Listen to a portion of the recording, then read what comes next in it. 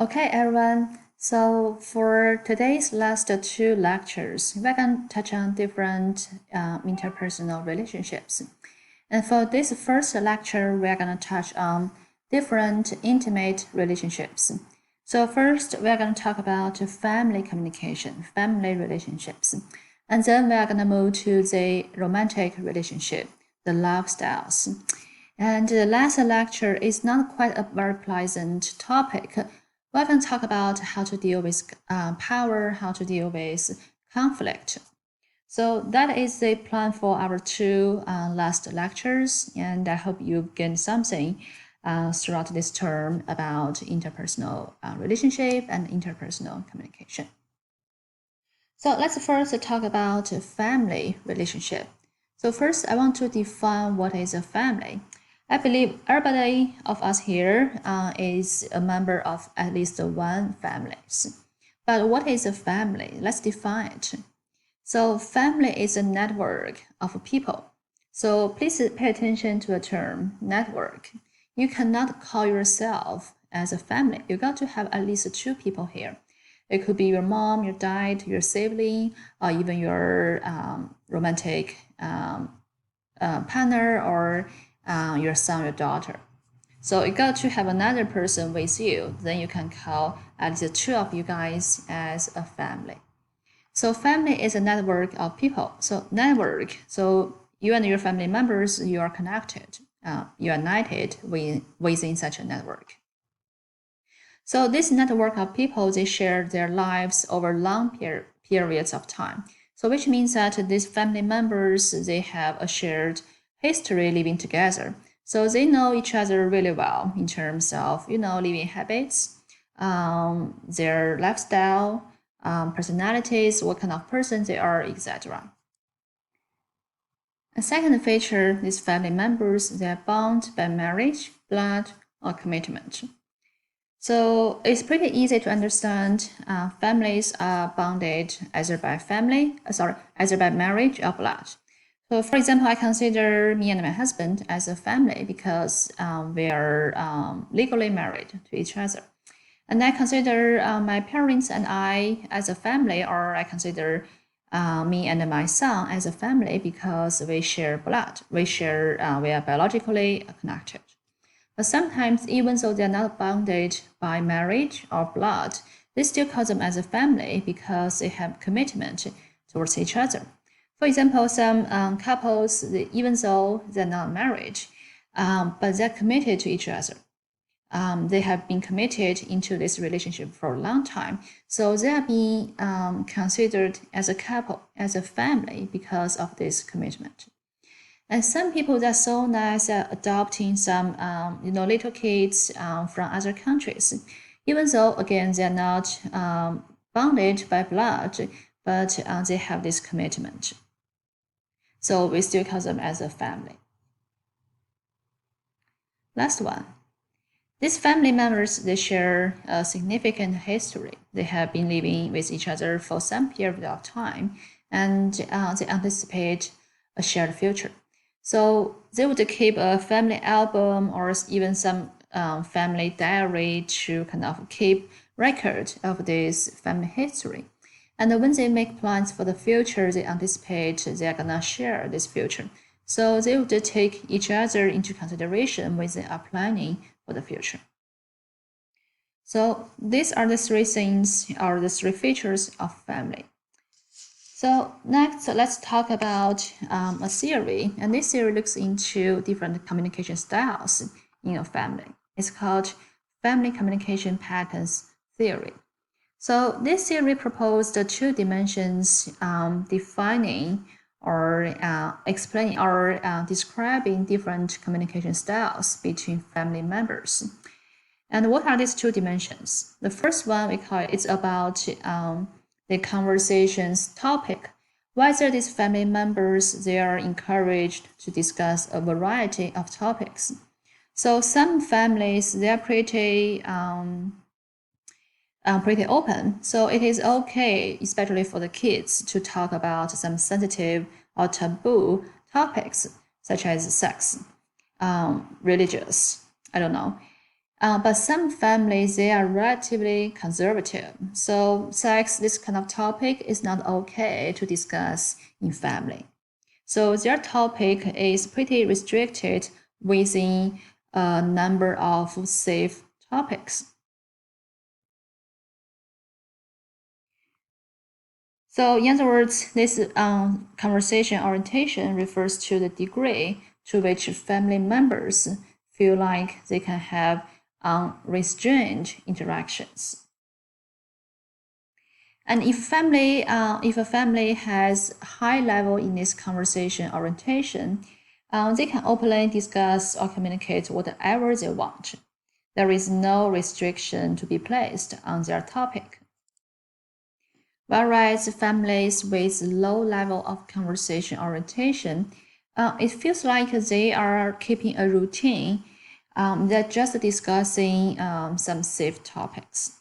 And the sex, this kind of taboo topics, will never be allowed to discuss in the family. That is the first dimension. The second dimension, we call it conformity orientation. That refers to the degree to which families believe communication should emphasize similarity or diversity. So this dimension refers to whether diversity is valued in a family and whether equality is what the family members are striving for.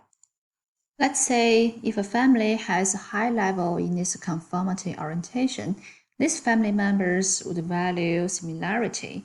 They would make sure that everybody in this family is on the same page and they like each other as these family members. So with that being said, the parents don't have too much respect to their children if they have some disagreement. So the family members, especially the parents, would do whatever to make sure that their children listen to them, and finally they would reach agreement. So to put it another way, these families don't quite value diversity, equality, and disagreement seems never exist in this kind of family. If sometimes they have some disagreement, they are gonna do whatever to reach agreement. Whereas, by contrast, if a family has a low level in its conformity orientation, this family they would emphasize diversity and differences. So it is totally okay for the kids to have their different opinions. So the parents would show full respect to their children and they believe that the children can make their own decisions. Okay, so we've discussed these two dimensions. The first one is about whether this family welcomes open conversations or not. The second one is that whether similarity or diversity is valued in a family. So we have high and low levels in each of them. So in total, we could have 4 types of families, depending on what kind of communication styles they have. So let's take a look at these 4 family styles. Okay, we can see that if a family has a high level in both communication orientation and conformity orientation, we call this family as consensual family. Whereas family has a high level in conformity but low level in communication orientation, we call it protective families. And for this cell, this family has a high level in communication, whereas low level in conformity, we call it a pluralistic family. The last one, low levels in both communication and conformity, we call it laissez-faire families. So next, I'm gonna explain each of these 4 family styles and then give you guys some movie examples. Let's talk about the first one. Consensual family. This family has a high level in both conversation and conformity orientation. So which means that these families, they have really, they have open communications. There are lots of interactions and communications going on between family members. And people in this type of families, they want to express their ideas, their feelings, and thoughts in most cases. However, most families, they are very similar with each other because they have this high level in conformity. So, which means that the parents tend to have strong control over their children. So if, again, like I said earlier, if there is some disagreement, the parents would kind of do some manipulation work and make sure that finally their children would agree with them, would reach some agreement. So again, some features about this consensual family, they engage in open communication, they do lots of self-disclosure, and they show lots of love and care to each other. However, if they have some disagreement, they have some differences, the parents would do anything to make sure that finally their children are being controlled by them. Okay, so there is a real life, in my personal take, this is a real life example. If you are following some kind of fashion news, you must be familiar with this Kardashian family.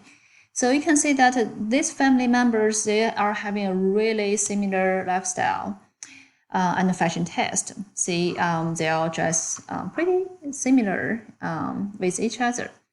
And you can see on their social media, the family members, they communicate a lot with each other. So I would say from what it looks like, this family, they have a high level in this communication orientation because they talk a lot. They seem to be close with each other. At the same time, they all live a very similar lifestyle. Of course, a very luxurious lifestyle. But from onlookers' perspective, their families are pretty look similar. So I would say they have this high level in conformity orientation. And below, I also prepared a video example. So you can see this clip is from the Gossip Girl. So I think this guy, his name is Ned, and we can see that Ned has a conversation with his dad because he doesn't want to do the intern, but his dad did whatever to convince him to, go for the interview and then nail that intern. So that is the example for this consensual family. Let's talk about this family. Pluralistic family. So this type of family, they have high level in conversation but low level in conformity. So that is the family members engage in open communication. They do lots of self-disclosure and frequent expression of love and caring. But diversity or equality is pretty much valued in this family. For instance, if there is any disagreement, the parents would understand it is totally okay for the kids to have their own opinion. And the parents, they are less tended to place any control or manipulation over their children. So if there is any debate or fight in this family, the wills will be judged based on the merits, on the strength. So it is a place with lots of respect and equality. So here I also prepared a video clip example from the modern family. So take a look at this video and come back to our lecture. Okay, welcome back. We can see that in this family, the daughter got pregnant. So even though her parents were not quite okay, were not quite happy with it, but they pretend to be okay with it and they try their best to show the support, to show the caring. Which is really an ideal type of family. Okay, in next video, we're going to talk about third and fourth type of families.